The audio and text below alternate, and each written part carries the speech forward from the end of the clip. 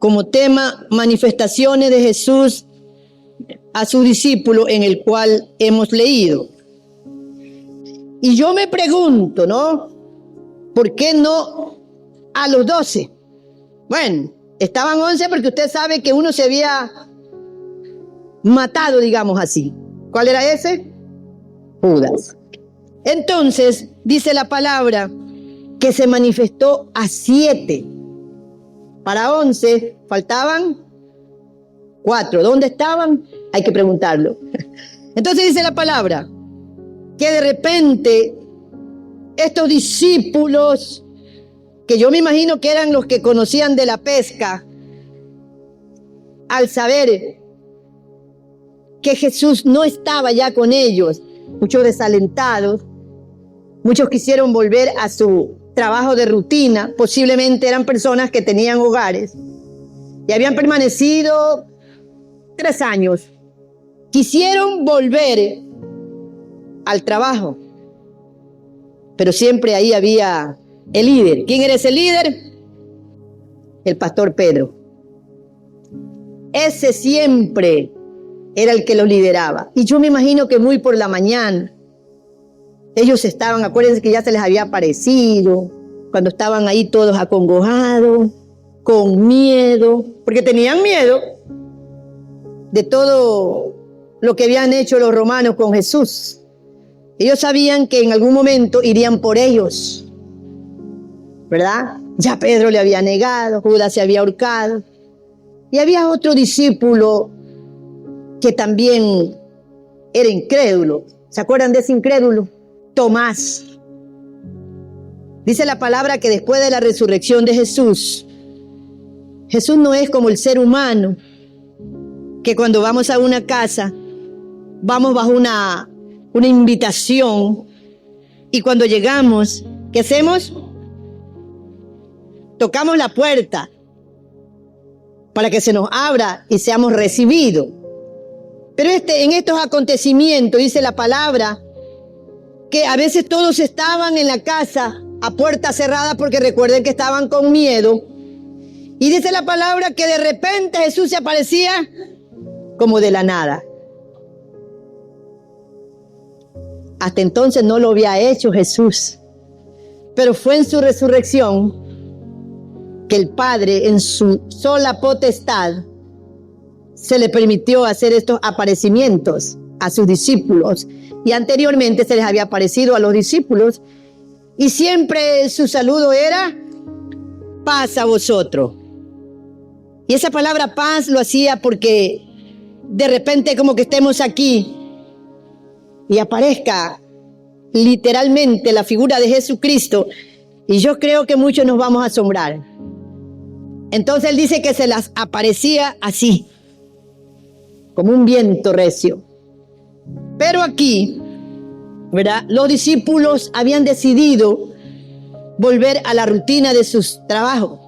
Indagando en el comentario, dice que estos 7 discípulos, ¿verdad?, fueron los que decidieron volver al mar de Galilea a la pesca.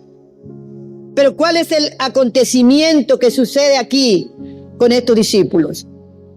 Es que seguramente habían pasado toda la noche pescando. Y como ustedes saben, y siempre lo predico, ellos no eran neófitos en la pesca. Eran hábiles pescadores que conocían los tiempos de la pesca. Sabían el lugar y la técnica de poder arrojar la red y también alarla. Y ellos sabían que en otras ocasiones habían recibido muchos peces, pero en esta ocasión dice la palabra que habían pescado ¿cuánto? Toda la noche. Ustedes pueden imaginarse la incertidumbre que estos discípulos tenían toda la noche, toda la madrugada. El viento, ¿verdad? Ellos pescaban según el viento, conocían la técnica. Pero esta vez, como dice la palabra, no sucedió así. Y dice la palabra también que muy por la mañana, yo le pongo 5 de la mañana cuando está rayando el día. De repente, dice la palabra, como un viento recio, se aparece Jesús. ¿Dónde? ¿Dónde se aparece Jesús? ¿A dónde? En la playa. No podía ser de otra manera. Se les había aparecido en los lugares, en su casa, en los caminos. ¿Se acuerda el camino de Emaús? A 2 de esos discípulos. Pero también se le apareció en la playa. Y yo me pregunto por qué. ¿Por qué en la playa? Todos los acontecimientos, las apariciones de Jesús, lo hacía en los lugares donde los había encontrado. Ajá, eso le faltó. Donde los había encontrado. Y a estos discípulos, yo indago bastante, justamente se les había aparecido ahí en el mar de Galilea. Y los había encontrado en sus labores, pescando. Y él como que les quiso recordar que de la misma manera como los había encontrado cuando eran pescadores, no eran seguidores de Jesús, no eran discípulos, de la misma manera nuevamente hace esta aparición. Pero esta vez ya no les dice esa palabra que siempre les decía cuando los encontraba. ¿Cuál era esa palabra? La palabra que siempre Jesús utilizaba con los discípulos era la palabra sígueme. Esa era la palabra, sígueme. Él los saludaba, ¿cómo les va la faena? Seguramente hubo el saludo, ¿verdad? Yo soy Pedro y Andrés y Juan. Acuérdense que andaban hermanos, ¿verdad? Y Jesús les manifestaba su ministerio y rápidamente, ese es el evangelismo de Jesús. Y rápidamente el Señor les decía esa frase tan célebre que siempre la recordamos, es sígueme. Y es que cuando Jesús pone los ojos en un ser humano, es como que lo cautiva, es como que usted se enamora. ¿Verdad que sí? Ahora imagínense esos ojos de Jesús. Los cautivaba, los enamoraba. De tal manera que dice la Biblia que ellos quedaban pero paralizados, ¿verdad? Cuando usted enamora a una chica, ¿verdad? Usted la queda mirando y ya está todo. Los ojos. Dice que son los espejos del alma. Cuando usted mira a una persona, usted puede saber lo que hay dentro de ella. Los expertos, ¿no? Los ojos. Y entonces, esa palabra tan célebre que le dice a sus discípulos, síganme. Pero esta vez ya no les dijo, síganme. ¿A dónde le van a seguir? Si había terminado el ministerio de Jesús en la tierra, en todo Galilea, y eran como sus últimos momentos, porque él sabía que tenía que ir al Padre. Y como todo buen maestro que había estado por 3 años con ellos, les tenía que dejar muy bien asentado y que ellos entendieran que su ministerio había llegado a su fin de Jesús en la tierra, pero que ellos tenían que continuar en la labor que les había encomendado. Y es así entonces que se aparece a estos discípulos. Y usted está conmigo. Primero, ¿quiénes eran estos discípulos? Y la Biblia los nombra en el versículo 2. Natanael, Bartolomé, Pedro, y como ya Tomás ya lo había nuevamente puesto en orden, Juan, dice la Biblia, pero no nombra a 2. Y ya les voy a decir el por qué no nombra. Solamente dicen que eran hijos de Zebedeo. Entonces dice que se les aparece en alta mar, desconsolado, mal anochado, y en las redes, nada. ¿Cómo sabía Jesús que no habían pescado nada? Él es Dios. Y póngase a ver la escena. Métase, como dice en la historia, en el papel. Aparece Jesús 5 de la mañana, de donde apareció ese pescado que dice que estaba en las brasas. Y dice que había también un pan y un pez. Yo me pongo a ver que eran 7. ¿Y Jesús cuánto? 8. Bueno, las mamás sabemos cómo podemos, ¿no? Cómo podemos ese pescadito hacerlo alcanzar, porque había un pan. Pero esos discípulos, enseñados a coger el mejor pez, no se iban a conformar con que les partieran un pedacito de pan. Y ahora la sazón. Bueno, el sartén no, porque dice que estaban en las brasas. Pero póngase a pensar usted de a dónde apareció Jesús con todo eso. Porque no es solamente de decirlo. Hay que investigar. Hay que investigar, hay que usar, ¿verdad? Ahí va como quien dice también la lógica. ¿De dónde Jesús trajo ese pescado? Y ese pan. Si estaba en el mar de Galilea. Ahí se lo dejo. Él es Dios. Solo le digo que Él es Dios. Y los discípulos estaban ahí echándose la culpa por tu culpa. ¿Qué? De repente aparece Jesús. ¿Y cómo le dice? Hijitos. ¿Por qué no les dijo discípulos? ¿Por qué no los llamó por su nombre? Usted verá en la conclusión el por qué. Sino que les dice como que algo más. ¿Verdad? Porque una cosa es, claro, el discípulo, el profeta, el maestro. Pero cuando alguien le dice a usted, hijitos, yo como que siento que es como más algo íntimo en el ser humano.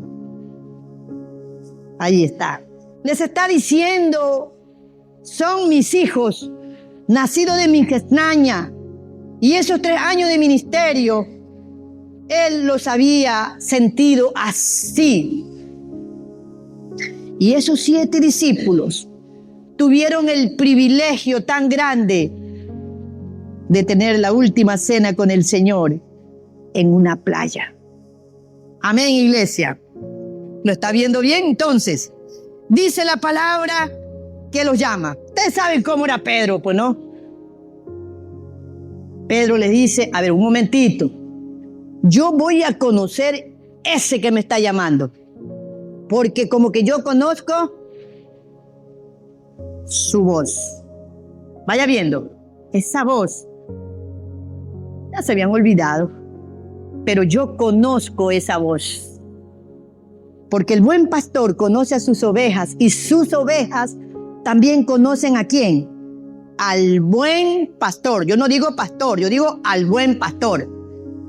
Y ese tono de voz se había quedado tan impregnado en ellos, en sus oídos, que cuando Él les dice, hijitos, no va a ser mi papá, pues no. Esta voz tiene que ser de alguien que nos conoce. Y Pedro, siempre impulsivo, ¿qué es lo que hace? Dice que incluso ya se había, ¿qué cosa? Sacado todo. Porque ustedes saben que para pescar uno no tiene que ir con tantas cosas y posiblemente como era frío, se había puesto su abriguito, ¿no? Pero para pescar, posiblemente ya ellos estaban queriendo llegar a la playa desconsolados. Y en medio de esa dificultad, de esa decisión, se habían desasido de sus ropas. Dice la palabra que Pedro, cuando oyó esa voz de hijitos, ¿qué dice? Se ciñó la ropa, se la puso, se ciñó. No se podía presentar así. ¿Y qué hizo Pedro? Se bajó de la barca. ¿Y qué barcas? Se bajó de la barca y comenzó a caminar en el agua. Juan, el discípulo amado de Jesús, posiblemente le dijo a Pedro, cuidado Pedro, mira que es de madrugada y te puedes congelar. Las aguas del Galilea para ese tiempo eran muy congeladas y era la madrugada. Pero ustedes conocen cómo era Pedro, ese no escuchaba nada. Dice que se botó. Y a lo lejos, dice la palabra que el maestro lo vio. Este no ha cambiado, está igualito, dice. Pero era el amor que él tenía al maestro. Acuérdense que lo había traicionado. Después de esto, tienen una cita los dos, cara a cara. Jesús y Pedro, cuando le dice 3 veces: Pedro, hijo de Jonás, ¿me amas? Esa fue la última conversación que tuvo con Pedro, que lo dejó, ¿qué cosa? Marcado. Esta vez fue natural, como que le quiso decir: Pedro, a todos sus discípulos, de esa manera yo me los encontré a ustedes. Y les estoy recordando y los estoy nuevamente buscando a 7. Número perfecto en la voluntad de Dios. Entonces dice, ¿verdad?, que Pedro fue hacia el maestro. Punto número 2. ¿En qué ellos estaban ocupados? ¿En qué ellos estaban ocupados? Versículo 3, usted está con la palabra. ¿En qué ellos estaban ocupados? En ir a pescar. Bueno, pues si hoy día no podemos pescar, mañana regresaremos. Estaban en eso tenían en su mente. Y está bien, porque tenían que alimentar a su familia. Desde el punto de vista humano, natural, Pedro estaba haciendo mal y sus discípulos no. Tenían que volver a sus trabajos. Entonces en ellos estaban enfocados en ir a pescar. Dios nunca hace las cosas inconcluso. Escúcheme esto. Cuando Dios nos llama para algo en las cosas del Señor, no nos deja. Habrá momentos que nos desanimamos, natural y propio de todo ser humano y de todo creyente, incluyendo los pastores, que son los primeros que se desaniman. Pero de repente el Señor en esas madrugadas, escuche bien, en esas madrugadas el Señor nos levanta y nos dice: no, vamos, esto no te va a desanimar, sigue. Hermano, porque a estos discípulos el Señor los llamó en ese lugar de Galilea, en ese mar, y no podía dejarlos en medio camino. Tenía que continuar con la obra que el Padre le había enviado, y es por eso que se les aparece.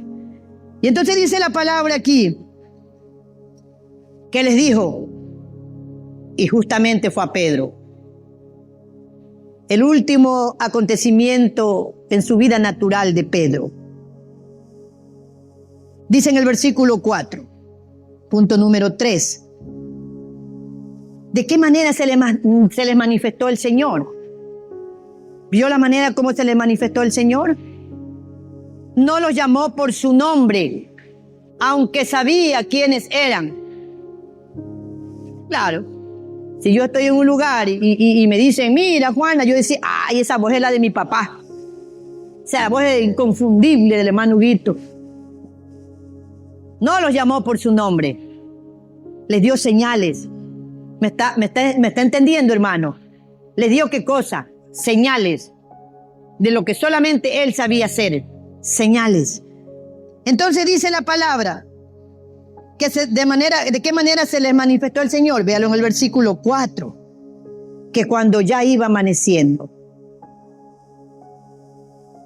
Eso que dice amaneciendo, esos pescadores estaban ¿qué cosa?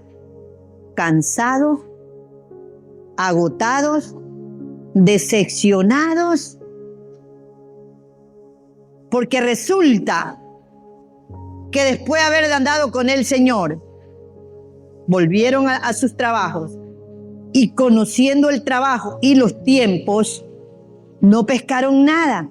Entonces esa era la decepción de ellos, que no habían pescado nada y que para eso era pérdida económica y humana. Es un esfuerzo humano que no tuvo éxito. Y yo ya me imagino verlo a Pedro ahí, por tu culpa. Ya te olvidaste. El otro le había dicho: tú no saliste orando. Amén. Ustedes pueden darse cuenta cómo estaban esos discípulos ahí. Estaban contentos, estaban desanimados. ¿Qué más? Pero al escuchar esa voz, tampoco sabían al momento que era Jesús. Estaban como que atribulados, mis amados.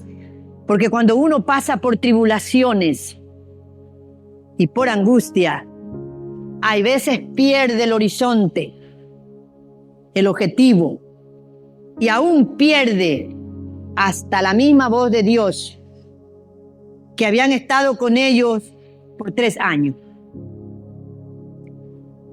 Y en alguna mente humana dirá, pero pastora, es que parece que 3 años no fue suficiente. Mi hermano, el ministerio de Jesús en sus 3 años fue más que suficiente, ¿verdad? Para conocerlo en lo interior, en lo espiritual, pero también en lo natural. Por eso es que Él ni siquiera los llama por su nombre, sino que va más allá de eso y les dice, hijitos. Dice la palabra, ¿verdad? Que cuando Pedro escuchó, se transfiguró él mismo. Ese es el maestro. Y el punto número 4 dice, estoy ahí, ¿verdad? No, me quedé todavía uno en el punto número 3. No sabían que era Jesús. Y en el 6 dice, les llamó hijito. Y algo tan precioso que le dice, ¿tenéis algo de comer? Preciosa palabra, ¿verdad? ¿Tenéis algo de comer? Yo estoy más que seguro que muchos de esos discípulos pudieron haber dicho, este es algún muerto de hambre que anda por ahí, que se quedó aquí en la playa. Muchos de ellos pudieron haber dudado de la figura de Jesucristo, de la voz de Jesucristo. Olvidaron en tan corto tiempo de que era Jesús. Y aquí hay una enseñanza que muchas veces nosotros olvidamos ese amor de Jesús.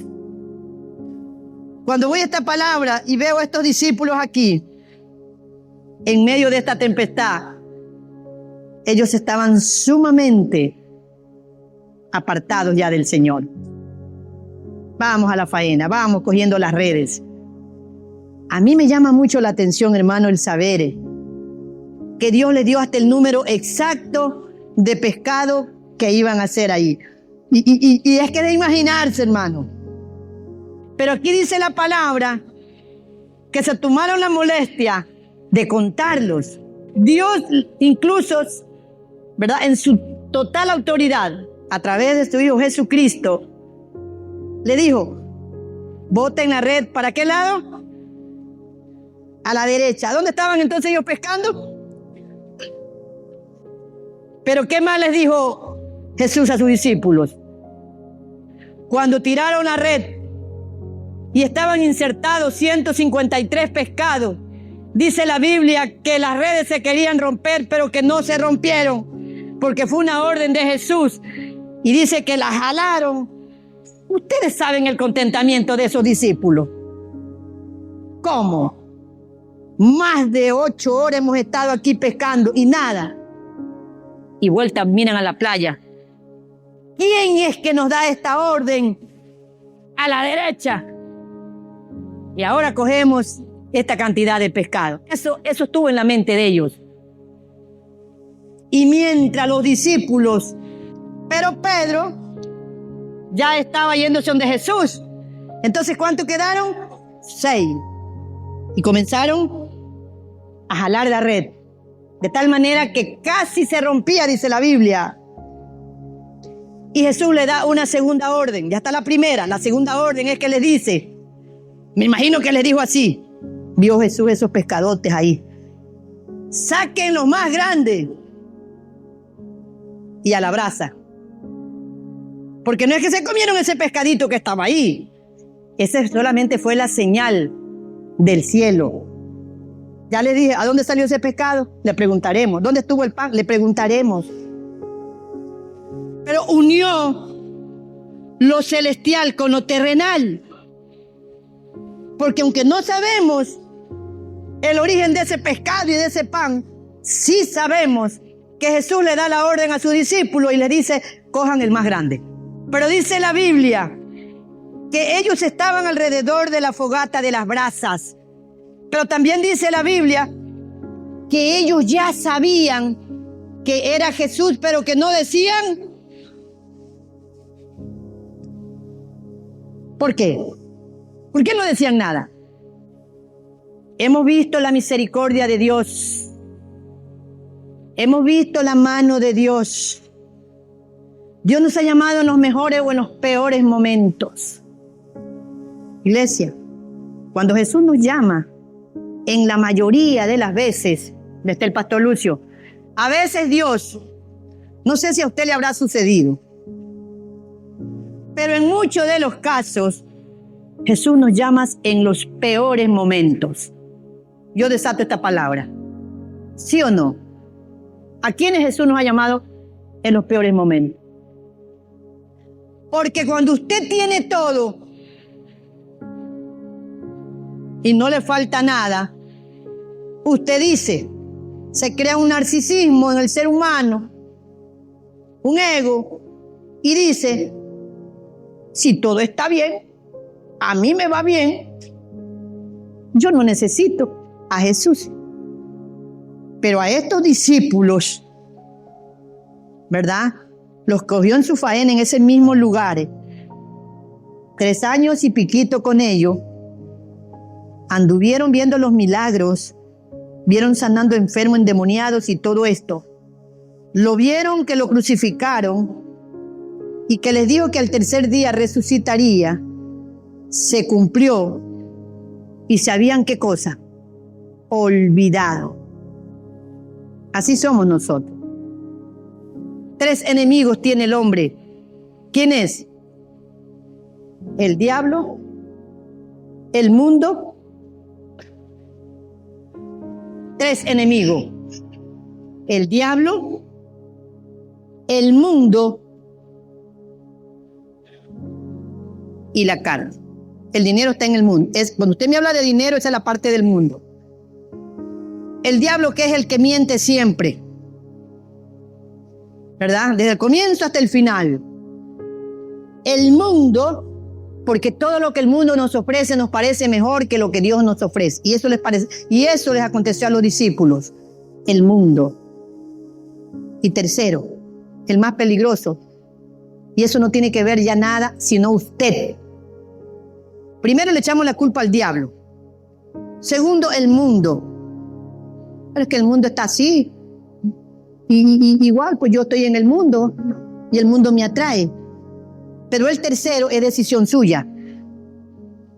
La carne.